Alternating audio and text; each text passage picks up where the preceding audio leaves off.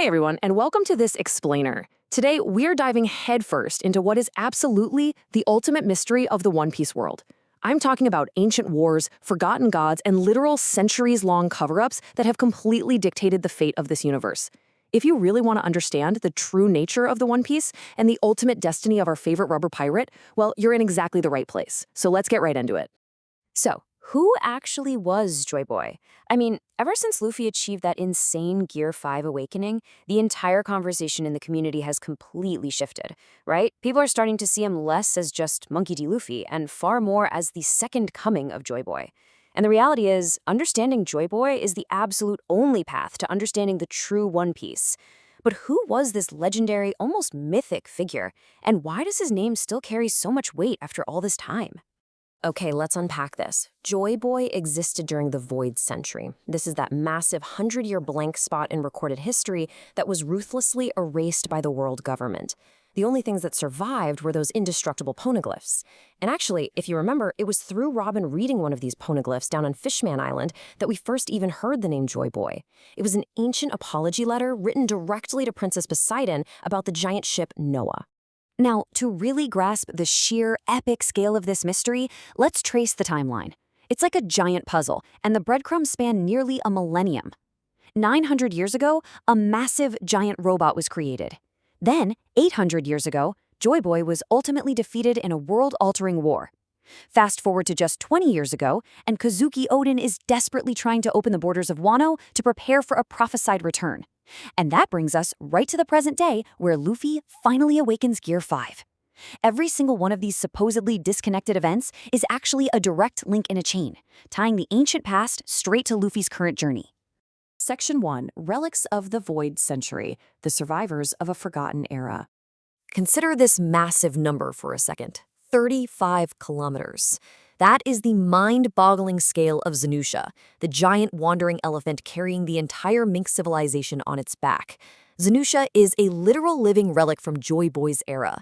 This colossal creature committed some unknown, grave crime way back in the ancient past and was doomed to wander the seas forever as punishment. But here's what's so fascinating. Zenusha communicates through the voice of all things. That's the exact same power Goldie Roger used to hear the poneglyphs. And critically, when Luffy first transformed into Gear 5, it was Zenusha who heard those drums of liberation and was the very first to officially declare, Joy Boy has returned. But Zenusha isn't the only survivor. We also have the giant iron robot. This is a mechanical marvel built 900 years ago during the Void Century. Now its original purpose? Completely unknown. But 200 years ago, it suddenly powered on, climbed the Red Line, and literally attempted to attack the Holy Land of Merigios. It ran out of energy before it could do any major damage, but fast forward to recently, when Luffy's heart beats with the drums of liberation, this ancient robot wakes up again. And what does it do? It simply apologizes to Joy Boy before powering down. Theorists strongly believe it's powered by the mysterious Mother Flame, which connects yet another massive world secret right back to Joy Boy's legacy. 200 meters. So the really crucial point here is, why did the Void Century end, and how was Joy Boy actually defeated? Well, it all comes down to an apocalyptic war between Joy Boy and an alliance of 20 nations, led by the enigmatic Emu. This war was so cataclysmic, using these horrifying ancient weapons, that it caused global sea levels to rise by a staggering 200 meters. Let that sink in. The One Piece world as we know it today, all those islands the Straw Hats have been visiting, they're basically just the mountain peaks of a drowned supercontinent. That is the devastating legacy of the war Joy Boy lost. Section 2. The true nature of the devil fruit, the sun god Nika. For literally over 1,000 chapters, we all thought Luffy ate the Gomu Gomu no Mi, right? Just a standard paramecia rubber fruit.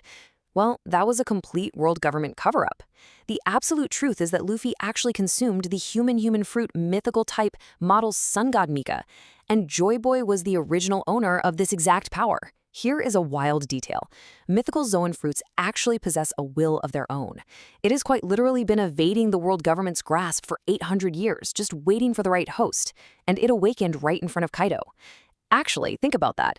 Kaido specifically occupied Wano and made it his base because he knew somehow that Joy Boy would eventually return there. And this connects perfectly to this legendary quote by the Pirate King himself, Goldie Roger. I wish I had been born in your era. You see, when Roger finally reached Laugh-Tale and found the One Piece, he didn't just find gold or treasure. He found the entire, uncensored truth of the Void Century left behind by Joy Boy. But Roger realized a pretty heartbreaking truth. He was 20 years too early. Joy Boy wasn't scheduled to return for another 2 decades. This profound realization is exactly what prompted Kozuki Oden to rush back to Wano and try to tear open its borders. He was desperately trying to prepare the nation to welcome Joy Boy's eventual reincarnation.